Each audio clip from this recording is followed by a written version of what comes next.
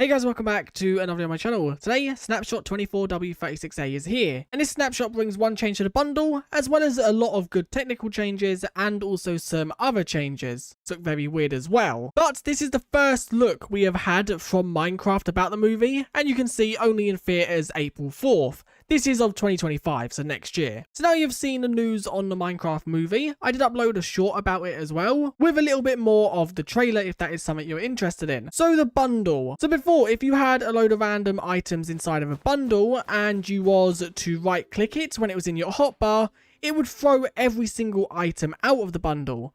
Well, now it will throw one stack of items. So what I mean by that is it will throw one slot every time you click, and the item it will throw out is the first one that you see. So this is really cool, and I like this. It means you can still empty the bundle with right click, and you can always just spam right click if you want to empty it completely.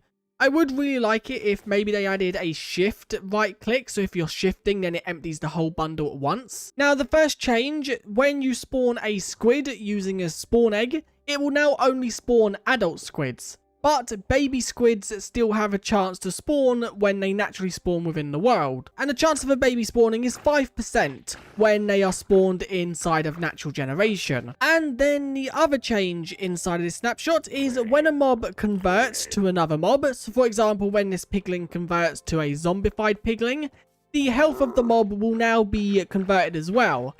So because some mobs have lower health than others, so for example, if the pigling that you are converting has 20% of its health lost, when it converts to a zombified pigling, 20% of the zombified pigling's health will also be lost. Now let's quickly cover some technical changes. There are a lot of new item components inside of this snapshot, and there is also a new thing which we're going to cover in a second.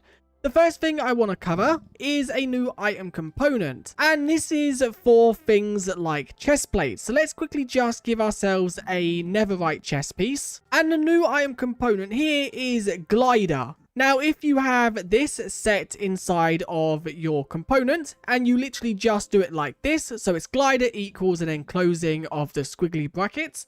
If I was to now do this, this chest piece will let us glide when it's equipped. And what I mean by that, that's weird. Why is a netherite chest piece giving me the diamond look? Does it do it with all of them? Is it a bug with armor? Because there is a change to armors. So if I equip them... Okay, so it seems like chainmail is completely broken, and netherite just displays diamond. But we're showing off the item component. So now you can see I have the chest piece on. If I was to now jump...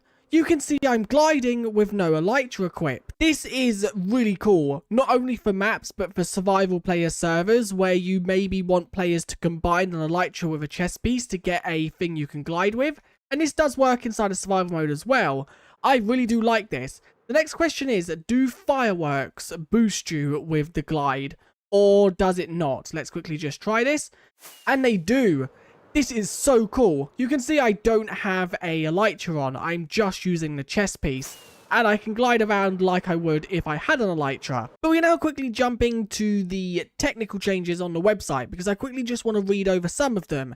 There is a new block tag for bat spawn on, and this is the blocks that bats can spawn on. There are new item tags, which this is for obviously the whole armor upgrade system. And this is to control which items are repaired for what armor. So for example, repairs leather will probably just be leather. Repairs iron will probably be iron ingots. There is also then pigling safe armor, and that's probably gold armor, which means you can now add to this tag as well, which is cool. So if you want piglings to not aggro if you are wearing netherite armor, that is probably something you can do now just with data packs. They've also made a change to the item name, and this is now present on every item, because obviously every item has a name. They've also added a new component, item model, and this is to give a custom model to the item, which you can see how to do this here. I'll maybe have a video covering this in a few days. Now, equipable is the new component here, and this makes it so you can add custom armors with data packs and resource packs. So if present, this item can be equipped by the player in the selected slot. Oh, okay, so this means that you can now add glider and equipable to, for example, a chest. And when right-clicking it, it will be equipped to the appropriate slot. And for this, you have slot, which this is the slot it will go into. So, for example, if it's a chest piece, it will go in the chest slot. You can also have the equipped sounds. This is an optional sound event of what sound will play when it's equipped.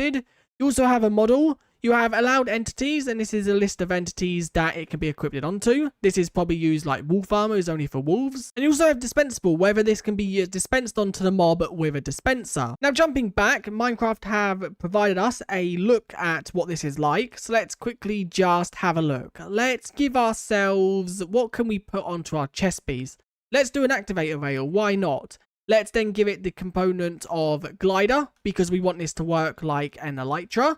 And then we're also going to give it the component of the other one, which is equipable. And what is incorrect here? Okay, I just need to add a bracket. So this is all equipped on the chest, which is what we want. And the equipped sound will just be the chainmail armor. Let's now grant this. And if I quickly just equip this, you can see it's on my chest plate slot. It doesn't render because it doesn't have any custom model. But can we switch this with a piece of armor? We can. That's really cool.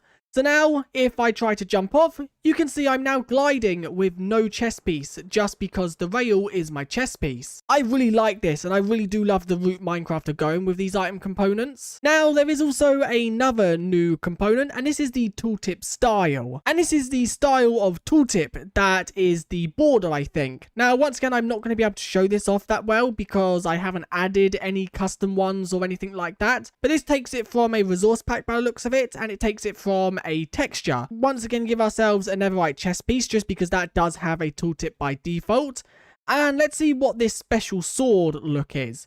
Okay, so it's completely broken, apparently, because it doesn't load anything at all. And now, resource pack changes. Once again, inside of resource packs, you can now define the tooltip background and the tooltip frame. All item models can now use the broken property, which was only used in elytras before. So this means that it will show a different texture when it's at 0 durability or not usable. And custom equipment models. Now, this is huge for the game, because this means you can now add custom armors with resource packs. The model definitions is an object with fields, and then you've got some fields for it, which is also cool.